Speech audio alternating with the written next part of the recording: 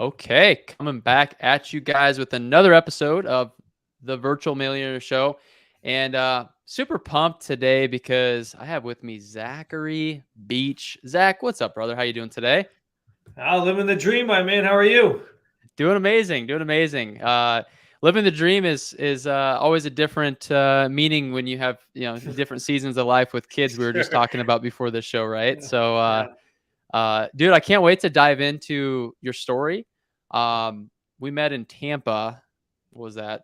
First half of this year at an event, Mm. and so I had no idea like to what level you guys had things going on. So I'm pumped to fill in the folks here that are listening today live and on the replay a little bit more about you, and then obviously what you have going on, man. Yeah, I'm excited to be here. I always am super grateful uh, to be on any podcast, speaking with any audience, speaking on any stage, just because all it takes is the like one time to influence somebody. And I'm a big podcast listener, and I also get a lot of self development education from YouTube. And I just know like if you catch the right speaker in the right conversation and flow, all of a sudden you get some nuggets. You're like, oh my God, that changed my perspective completely. So I'm always grateful to be able to step on here, and whether it's talking about creative financing, right, and teaching somebody how to do their first real estate deal or help them build up enough confidence to go do their first real estate deal, or maybe it's part of my story, or that changes some perspective on getting out there and making it happen. So we'll see where the conversation goes. Absolutely, man. And I'm a big believer in that as well. So for those who are catching this live, drop a comment, let us know where you're coming in from. But also for those who are listening, make sure to drop your questions because Zach is going to bring some fire today, ton of experience, and really looking forward to diving into your story, man. So let's kick it off with this. Uh, how did you get started in real estate investing? Yeah, I got to pull it back even further. So I always tell people that I was a poor kid that grew up in a rich town. So as you can imagine, it's just basically been a chip on my shoulder my entire life, which is both positive and negative, and we may hit on both. Yeah. But it's certainly been something that's driven me to consistently go out there and make it happen, whether shit's going sideways or it's perfectly beautiful out. So when I was growing up, I really had no idea what I wanted to do. I feel like I was just constantly trying to prove everyone wrong. So when I went off to college, the only reason why I went there is because my teacher said I couldn't. So when I got out of it, I had no idea what I wanted to do. So I became a bartender. It's what every person with a college education should be. I became a bartender. I did that for almost 5 years. But it was one of those nights where I was sitting there having a conversation with my wife, and we were both burnt out because I was bartending at late at night, and then I'd wake up really early and personal train, and I'd also was involved in some network marketing companies or some MLMs in order to sell nutritional supplements because I was already at the gym. You know how that goes. So I was just getting super super burnt out. So it's 4 a.m. I was just like, Kayla, Kayla's my wife, and I'm like, we need to figure out a different way. So I actually approached my father-in-law, who was involved in real estate investing, broker owner, fix and flip, raise the roof projects, landlord, you name it. But he was coming out of 2008. He got crushed and was rebuilding his business and was doing this thing called creative financing, or back in the day, it used to be called terms, buying and selling on terms. Yep. So I approached him and said, hey, I have no idea if I'm going to like real estate investing, but there's going to be a better way, and I'd be interested if I could start partnering with you and doing some stuff. So I threw another thing on my plate, and I started from the ground up. I was handed a list of expired listings, so just a list of people that were on the market at one point in time, and I was handed basically the sheet. It wasn't even a real script. It was a sheet that just said, it was basically like, here's some questions with the information that we need in order to figure out if this is going to be a real estate deal. And I just did that for about 2 hours a day in between everything else I was doing. And it took me about 4 months to finally quit all my other jobs. I burned the boats. I was all in. I was like, I got to figure this thing out, and I got to be there. So I burned the boats, went all in, and it took me another 2 months in order to get my first deal under wraps. That's about 6 months in total. And ever since then, I've been hitting the ground running and been in this thing called real estate investing. All right. I love this. I already love, and I have a few things that I want to touch on because it seems like a consistent theme with the people on the show that I'm speaking to regarding like they had some other side hustle, right? They were doing bartending, they were doing a multi-level marketing and doing whatever it took really, right? To figure out how to get through that transition while you were learning another skill set. And so you had to be resourceful. I think that's the key. And I think a lot of people who um, get into this business had to do the same thing, including myself. I was doing a multi-level marketing, right? Before I got started in real estate. So it's just Well, interesting, like one door leads to the next and how all of these things happen. So you did that, you got your first deal. Like how was that first deal? Because I'm always interested to hear like they threw you the sheet. Hey, here's what we need. Like, how did that all go down? yeah, let me pull back to even a little bit further, just so you could kind of see where I currently was at. So, um, when I moved down to Newport, Rhode Island, if you've never been down there, it's super. It's a very tourist driven area, and it's all the locals, and I would consider myself local at that point in time when I lived down there because I was working the bars while all the vacationers came in.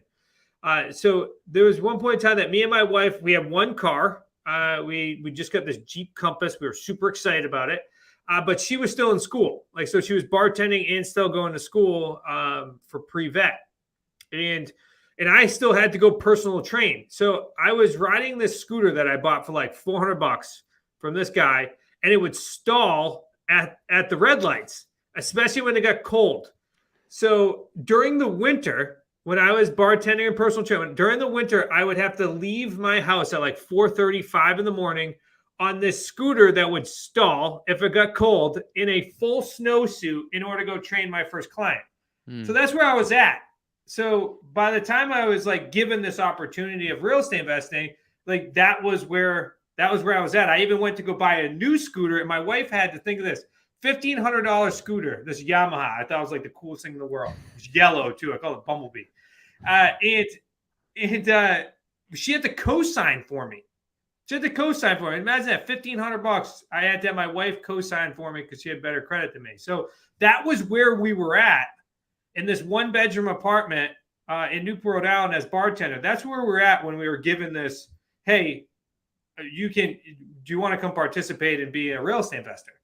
So with that as like the background, now it's, well, yeah, of course I'm going to make phone calls in hopes that I'm going to be able to make $5,000, $10,000, $20,000, $50,000 on a real estate deal. I dial to a blue in the face because that's where we're at. Yeah. So when somebody's like, hey, just go make these phone calls, as much, I know I'm making it sound like it's way easier than it is. Trust me, fear of the phone is a real thing. I had it when I first started. And again, I was a bartender able to talk to anybody, and I still had it when I first got started. But as I started to pick up some momentum and get more phone time and build the habit of being on the phone, build the habit of asking the right questions, build the habit of being able to steer a conversation to find out information, then all of a sudden now momentum started to pick up because now I could qualify or disqualify leads. Which really all that meant was I was a highly paid virtual assistant for about 6 to 12 months until I got that first deal done. And even that first deal, so this is even better, right? So this was one of those like make or break moments. So I get my first deal. I'm like high on my horse. We get it. We buy it as a subject to deal. Okay. So remember, I'm working with my in-laws. I'm working with my father-in-law. My brother-in-law was in real estate, so now he's been a part of it. My wife's managing the portfolio that we have as we're growing it. So it's all of her family and me, and of course my family now. But so I finally get this first deal, this subject to deal, and we buy it. And for the audience that doesn't know, I'm assuming not everyone knows what a subject to deal is. What it means is I approached the seller. This seller happened to be going through a divorce. The seller had no equity in the home. So if he were to sell traditionally, then he was going to have to come out of pocket. So instead, we closed on it for the exact amount of the loan, and the title transferred to us, but the debt remained attached to the seller's credit. So the seller was able to walk away, but we didn't have to get new loan. We didn't have to get new debt And for bring any money to the table. people listening, yes, this is 100% legal. I know when people hear this for the first time, they're like, wait a second. Like, you're telling me you just bought this house without any money. Like, that's what he's telling you right now. Yeah. And that's true. I did. We paid closing costs in the state of Massachusetts. It's 0.056 for closing costs for tax, basically transfer tax, and that's what we agreed to pay. So this seller was in a challenging situation, so we ended up buying the house.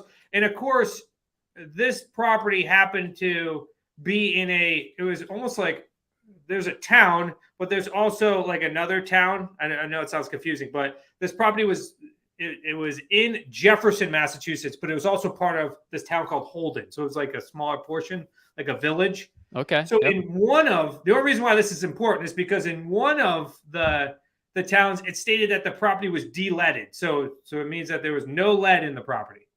If you're up here in New England, there's a lot of properties that were built really early. This was an 1890 house or a 1900 house. So it still had like horsehair plaster in it in lead paint. And then the other one stated there was no knowledge. So there was a conflict, but we didn't know. We just went based upon, hey, all right, there's no lead.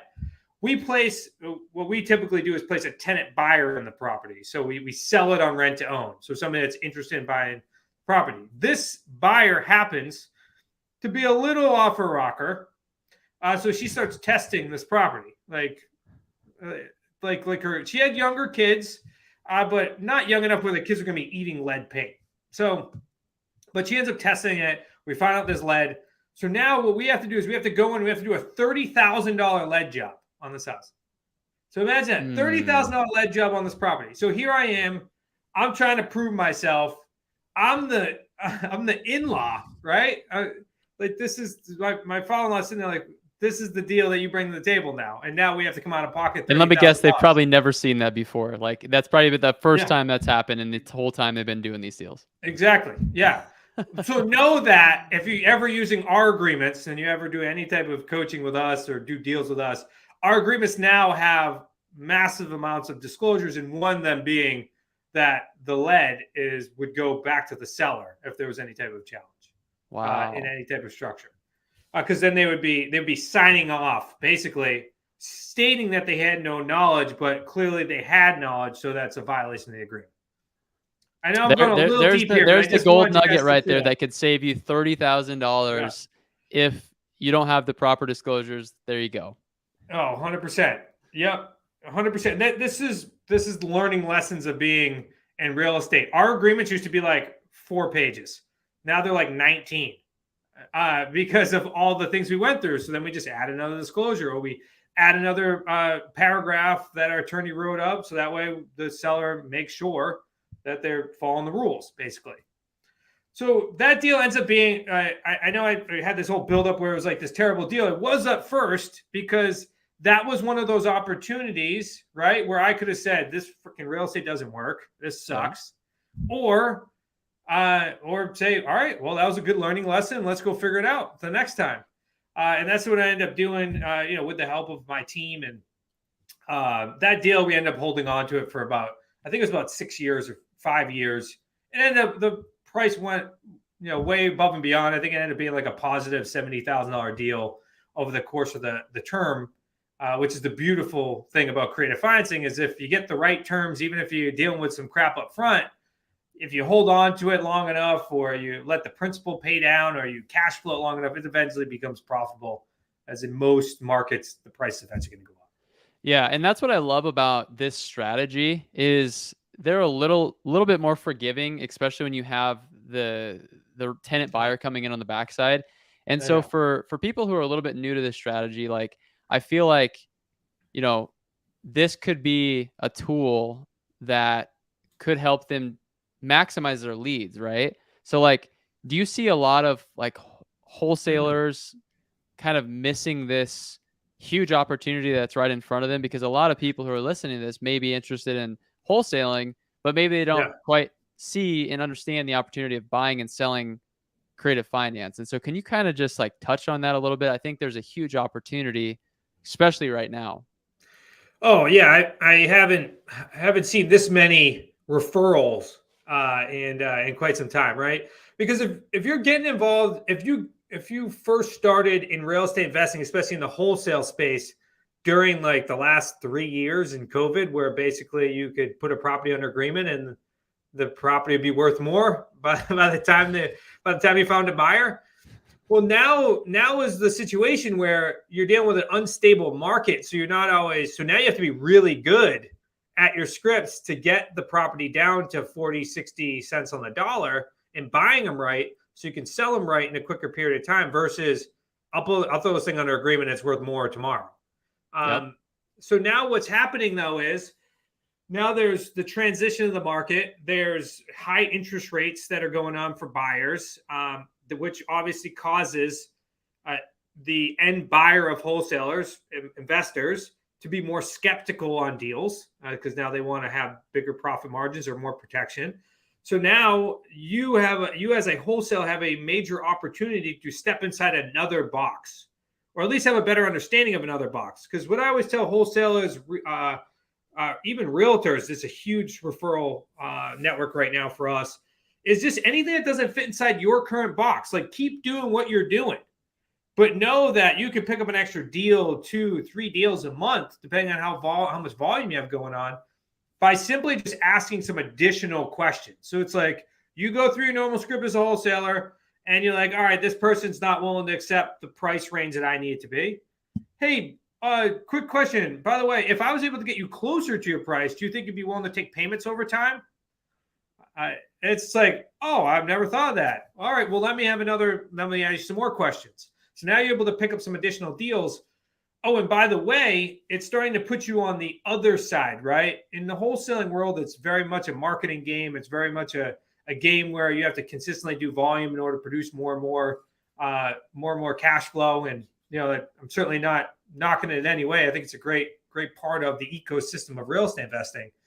But this is a way for you to step into being somebody that's holding on to properties now, especially if you're getting tax benefits to offset your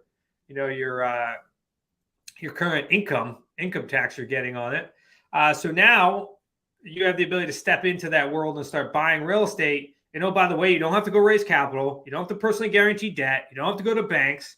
You're simply solving another person's problem that you wouldn't have originally solved.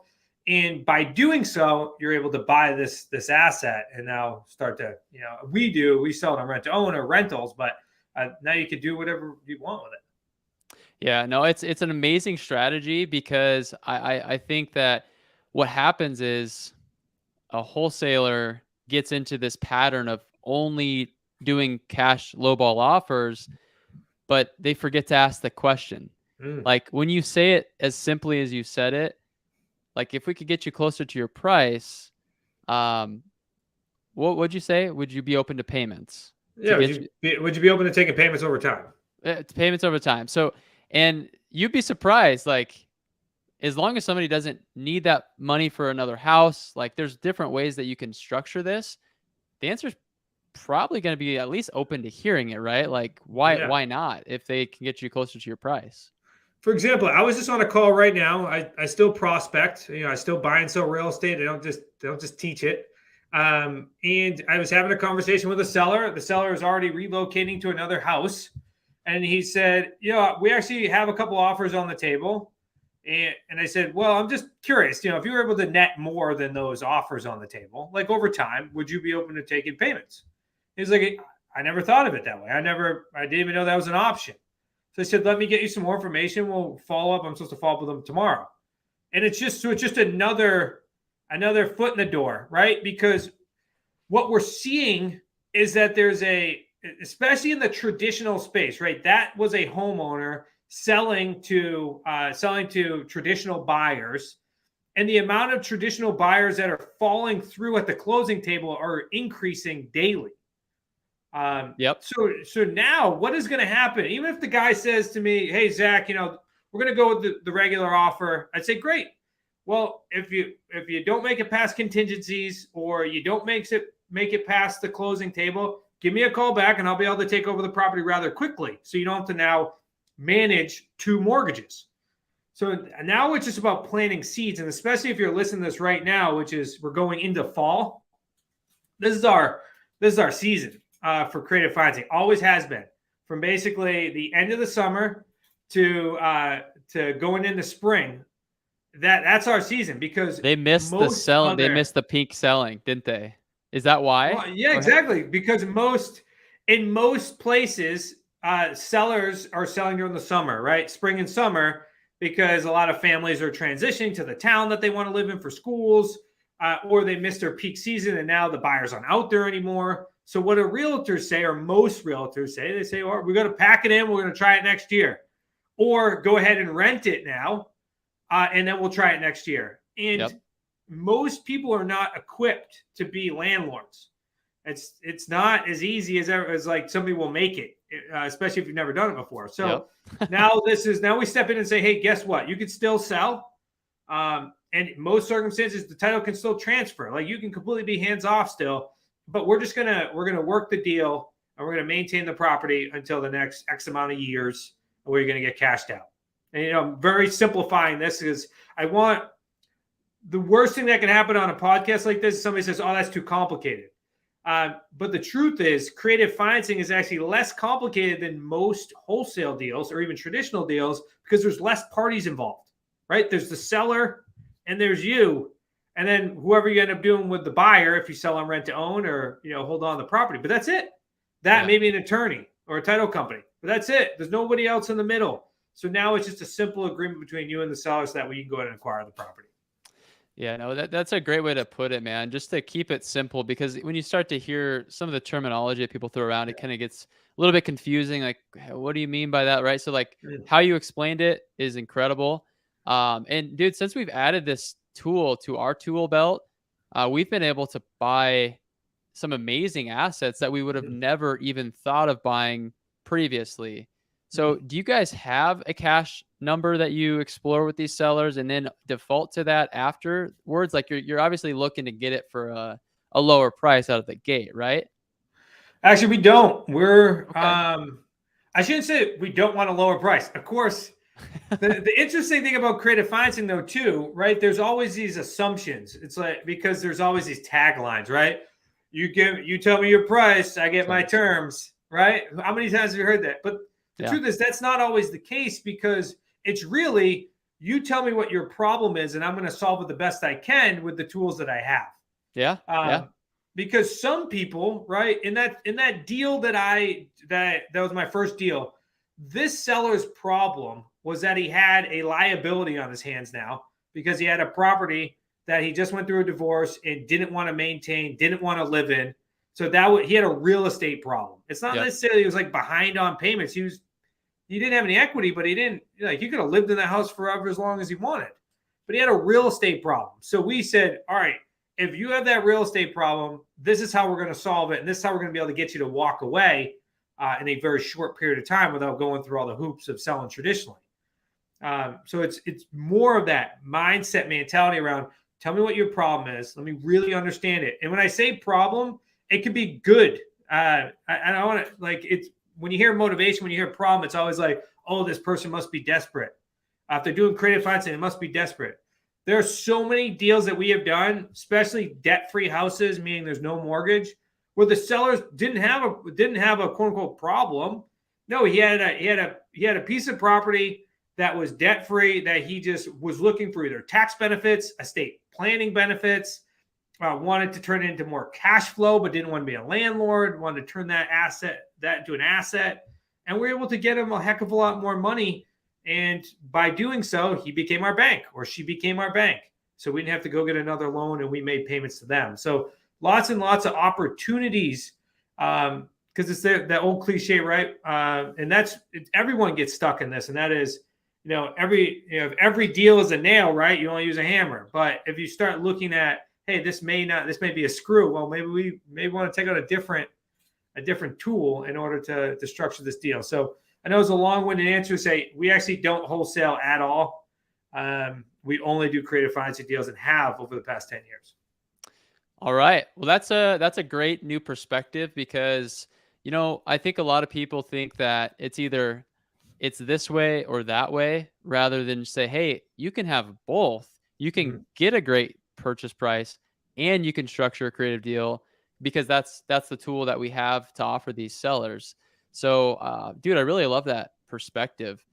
And it really makes sense. Like, if you think about it, because I'm just thinking back to like some of our best deals, and it was from the person who needed to defer his taxes. Like, Mm. hey, I don't need the money at all.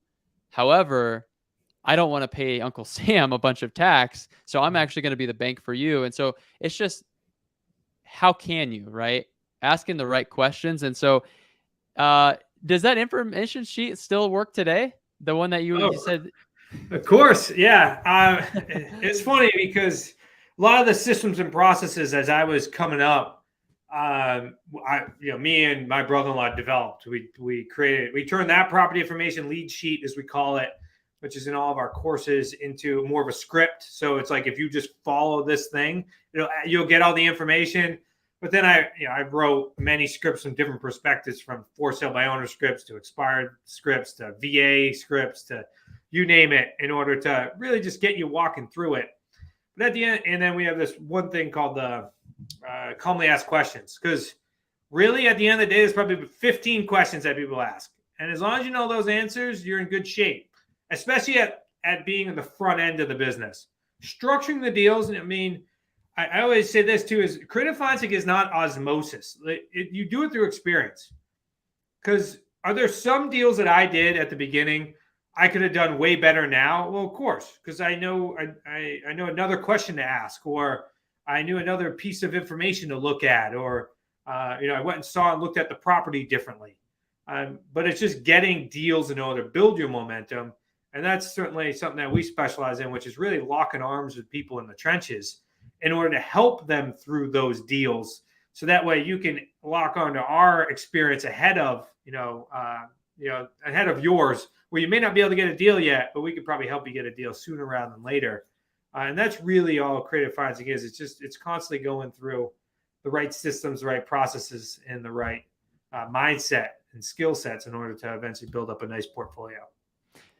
Awesome, dude. So yeah, so speaking of building up a nice portfolio, like what does your guys' portfolio look like? And do you only buy in specific areas, or do you buy pretty much wherever it makes sense to buy? Yeah, great question. So our whole portfolio started originally in Massachusetts, and then was in Rhode Island, and then Rhode Island, Connecticut. So our family business was here, and then we also started doing some deals in New Hampshire. But then, so that's our personal portfolio. We got it up to about 70 something deals, and then when COVID happened, we sold off actually a good portion of it. Now we're in the process of rebuilding, because we see the major opportunity. So rebuilding that portfolio. But at any given time, with us and our students that we call them associates that we buy and sell real estate with, we control anywhere from 60 to 100+ million dollars in real estate deals, all done with creative financing. And typically we do the deals wherever the student is. We help them build up their portfolio. We have a relationship. We have a rev share component of it. So we help them through the entire deal and build up that portfolio. So we're in 80+ markets right now. We even created an LLC in addition to our coaching, in order to help, say, like somebody that wants to do the onesie twosie deals where they want us to acquire the deal. So we have an LLC in order to do that now. So we did a deal in Colorado recently, a subject to deal, like a good 70 something $1,000 deal. Denver or where at? It was, I don't, I wouldn't be able to tell you the exact town, but it's right outside of Denver. Nice, man. It's a good market, and that concept of being able to do deals with your students is an amazing value add that you don't see very often in coaching programs. Because like you and I are in the world, right, of coaching guru, whatever the Yeah. case may be. And I don't see that as often, where you can take down and basically partner with your the students. That's pretty cool. Well, here's the reason why, right? You and I both know this, as it's way easier and way less effort to sell a product, an event, or a weekly group coaching call, right? but at the end of the day, it doesn't get most people results. There's always going to be like the top 10% where it's like they're self-starters, they're go-getters. They can take the information you give them and they'll go ahead and implement it and eventually build something up. But if we're looking at really making a massive change for the masses, then it takes a lot more time, effort, hand-holding, and most importantly, providing an atmosphere in order for somebody to thrive, right? Because when you and I are having a conversation now, we're out there and we're like, all right, I'm going to teach you how to do this thing. And then all of a sudden you go back to your job and your family and the people you surround yourself with, and you're telling them, hey, I'm going to start doing this real estate deals. And all of a sudden now someone's like, what do you mean you're going to do real estate deals? You shouldn't be doing real estate. You have a good job. You have your family to support. So instead you have to provide an environment for someone to thrive in, which is part of that entire community that we've created. So that way, when they go back to their real world and they get kicked down a bit, your coach is there to say, yep, let's go ahead and do this. Your community is there to say, let's keep pushing forward. And then we lock arms to say, all right, well, let's just actually go do this. So now you have basically a partner to go out there and get it done, which we know if we can focus on the things that matter, which is we stress out about, we call it time to first deal. So it's like student gets their first phone call in our community, right? They start their process. When do they get their first property under agreement? We call them takens. When they get their first property under agreement, we know if we can get them faster to there and then faster to getting their first check in hand, the more likely they're going to stay committed to becoming a real estate investor and really make the change that they originally were seeking. So that's where we really focus in on, and which is where the hard work comes into play. And the reason why we're out there, because at the very beginning of any of this type of relationship, we're doing a majority of the work because we have the majority of the experience in order to move deals further, faster. And the students learning, oh, and by the way, they're getting paid while they learn because they've invested in themselves and they've invested the time and the effort. It's about it's like there's a honeymoon phase with business, right? So it's so important to get that quick win. Like if you can see that first deal through, there's nothing anybody can do to stop you from that point on. It's the ones that maybe don't have that expert on their side to help get that deal across the finish line. Just because you have a contract doesn't mean the deal is going to cross the finish line, right? So like there are some moving parts of having that valued partnership, if you will, that are a huge difference maker. Like that's how I did my first 6 deals. I partnered with a guy who he showed me the ropes, but it was like a learn as you earn or earn as you learn type of business model. And I was happy to split the deals with him because I learned so much through those deals. It's not even funny. Well, and on top of that, when you have proof of concept of everyone that's in the community doing deals as well, like the experience when somebody walks into our Wicked Smart community and they've invested in themselves, they're about to build this business, they're about to, they invested money, time, effort now to come in, and they step in, they're like, oh, that person's doing deals and they're just like me. Oh, that person's doing deals and they're just like me. Because most importantly, when they get pushed down for the first time, they can now reach out to somebody that's their coach, yes, but also is the person that's in the trenches with them as well, like meaning the person that's also trying to build a business. They can say, hey, when you get pushed down for the first time, how did you react? Oh, when you get pushed down for the first time, how did you react? So now this it adds layers and layers and layers of support to help somebody get to that deal. So they don't just have a coach. They don't just have a family team like us. They don't just have a community, but they have all of that wrapped up in order to help them actually get to the finish line. Beautiful, man. So let's talk about that. You have a sign behind you right now, and I love the name of this. It says Wicked Smart. For people who are not catching the YouTube version, you should go watch it just to see this. But tell us about Wicked Smart, man. What is that? And is that your community then? Yeah. So smartrealestatecoach.com is where you can find all the information on us. We call it our Wicked Smart community.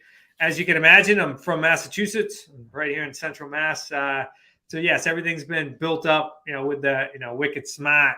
I love it. Well, yeah, it's a group of people that we're buying and selling real estate with. We're teaching people how to get involved in creative financing because the part of the story that I didn't hit on, which was we created the only way that my father-in-law and then eventually my mentor and then my business partner got involved in this was that he had to create new rules in order to get involved in real estate investing. When you get crushed in 2008, you had 26 projects going on, 26, and they all went down to a third of their value. Ouch. Like basically overnight.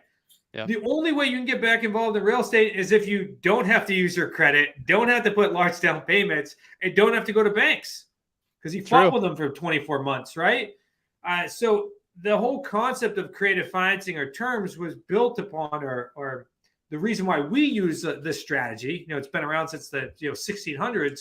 The reason why we use these strategies is because we needed those. And then eventually it became a choice, not a necessity. Because why over leverage yourself? Why personally guarantee debt? Why go to banks if you don't have to? So that we want to show people that the way in order to, especially in today's market, to really be in a risk-averse position, but be able to maximize the ability to buy as much real estate as you possibly want because you're eliminating all the traditional barriers. This is the time in order to know creative financing. It's the reason why everybody's talking about it. Even though we've been quietly behind the scenes for 10 plus years doing this, now it's time for people to really be able to capitalize on this current market. That's exactly what our students do. Yeah, that's incredible, man. And I love what you guys are doing. I can tell you have a very tight community. It's super good to see that. So there's a question in here that it says, what is your transformational process to help W-2 employees become real estate investors? So what's that all about? Yeah, it's kind of what we were just talking about earlier, which is there's three main things that we focus on inside our community. Number one is mindset. Now, you hear that. We don't necessarily always hear that in a real estate sense, right? You hear an entrepreneur, it's becoming more and more popular, the catchphrase mindset. But really, what happens when somebody goes from W-2 employee to entrepreneur, real estate investor, business owner, is there's some major changes that somebody needs to make. And I certainly had to make them coming from bartender to real estate investor. So it's really about, your behaviors and your habits and eliminating a lot of fears. Because when you're working and somebody's telling you what to do, this actually happens to a lot of our students when they retire. We call it, helping them retire. And that is, they always say like the first couple months are really hard. After they retire, I mean, they've already done a bunch of deals, but they now are unclear about how to actually manage their own time, how to be able to maximize and be efficient and be their own leader because they've been told what to do for so long. So we go through that entire transformational process of really helping them build up the right habits, the right behaviors, and really help them overcome those fears so that way they can get to that next stage.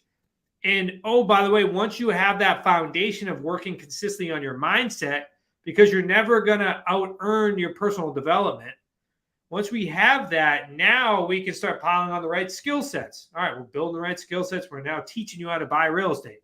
And then it's about filling in the right systems in order to go from, solopreneur to CEO, if that's what you want to do, or to help build you a portfolio where, you can certainly step out of it eventually. So it's really working on those three dynamic pieces.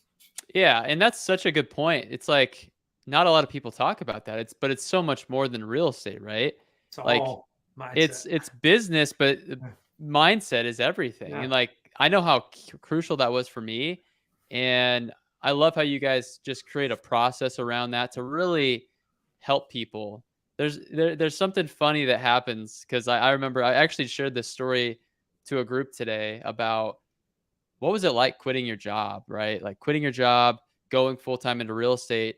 And one of the biggest things that I thought that was like totally confused about was like how much more time that I thought I would have. Mm-hmm. But guess what? It's really easy to spend your time if you're not intentional about like what you're doing.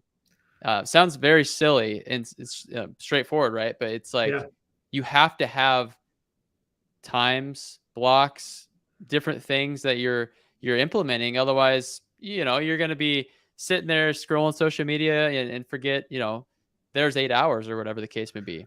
Yeah, I was lucky enough to get trained by Jared Robbins, and this probably came from a concept from his dad, Tony Robbins, and that was you're always going to fill the amount of time that you have. Yep. A challenge that we all try to do every so often, and I try to do it. We operate in trimesters. Most people operate in quarters, but is that I will try to eliminate 5 to 10 minutes of each one of my meetings. Because if I have a half an hour meeting, I will fill a half an hour. But if I have an hour meeting, I'll fill an hour. So at the end of the day, trying to maximize that efficiency.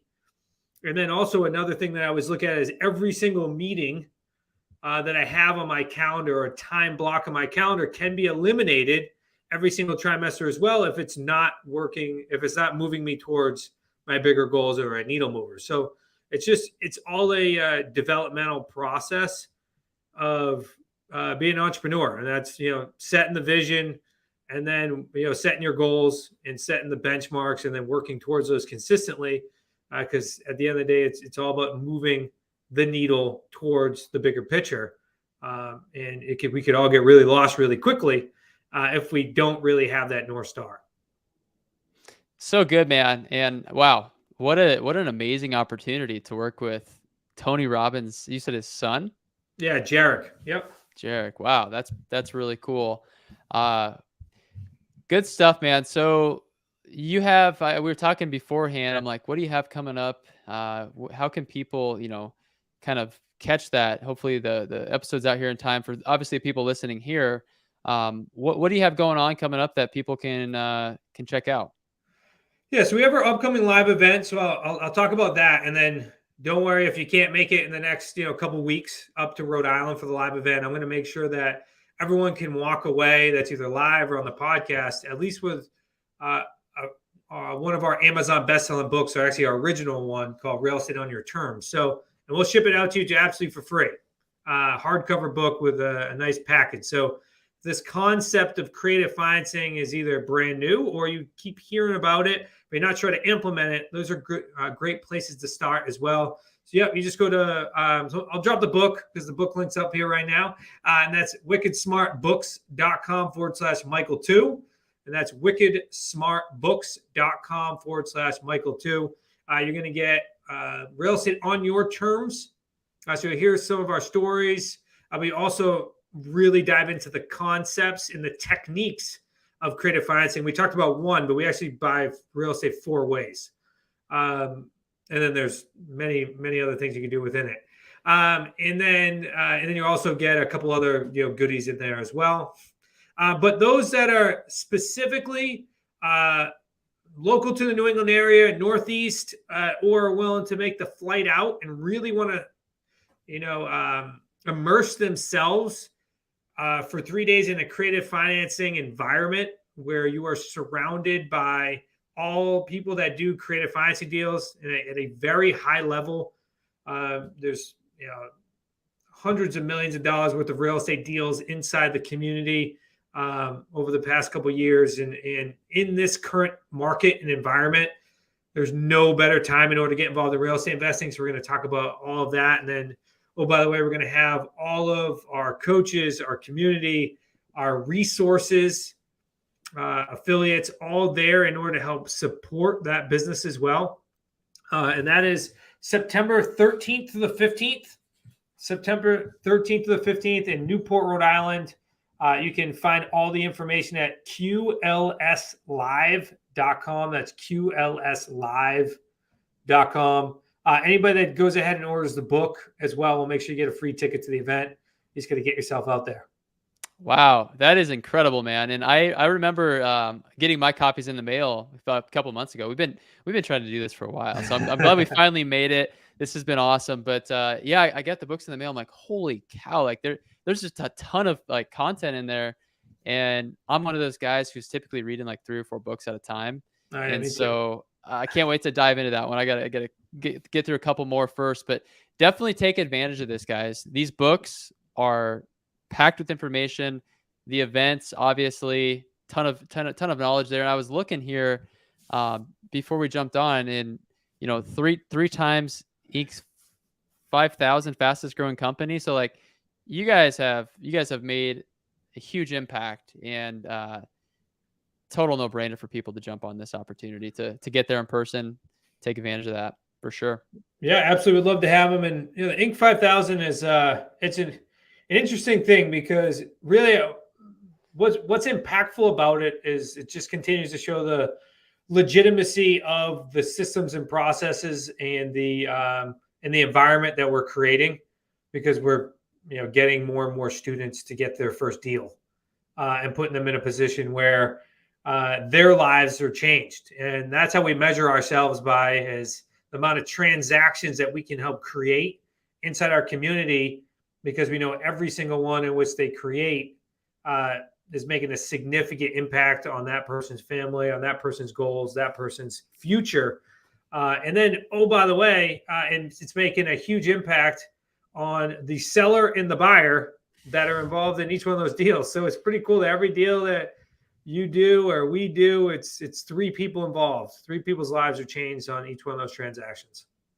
Such a good reminder, right? It's so much bigger than just making money. This business will change your life if you give yourself the tools, the resources, the community, everything that you need.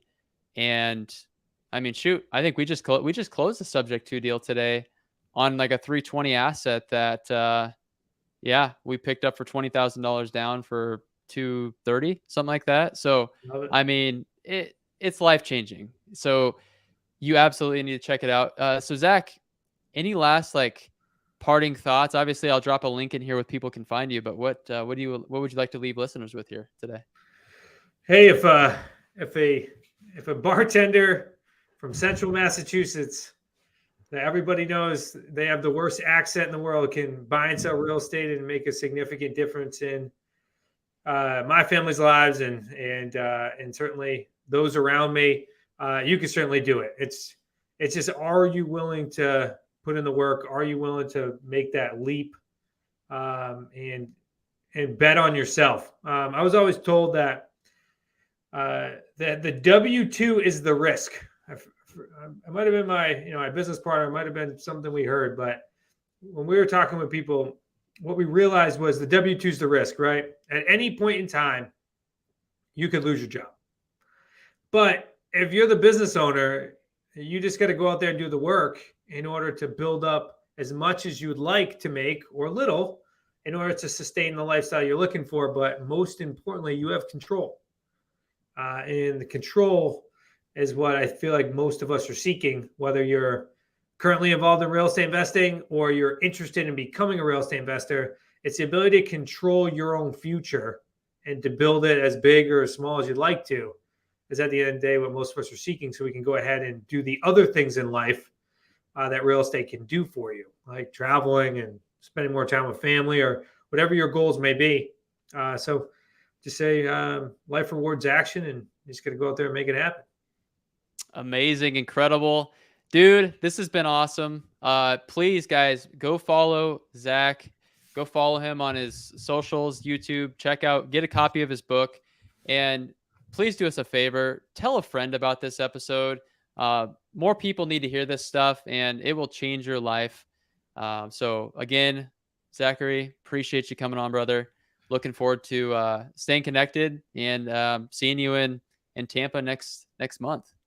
Yeah, buddy. No, thanks again for having me on. It's been a pleasure. Thanks everyone for watching this that was live and listen to this podcast that's recorded. Certainly looking forward to seeing your success in life here. Absolutely, man. All right, guys. We'll catch you next time. Appreciate you joining.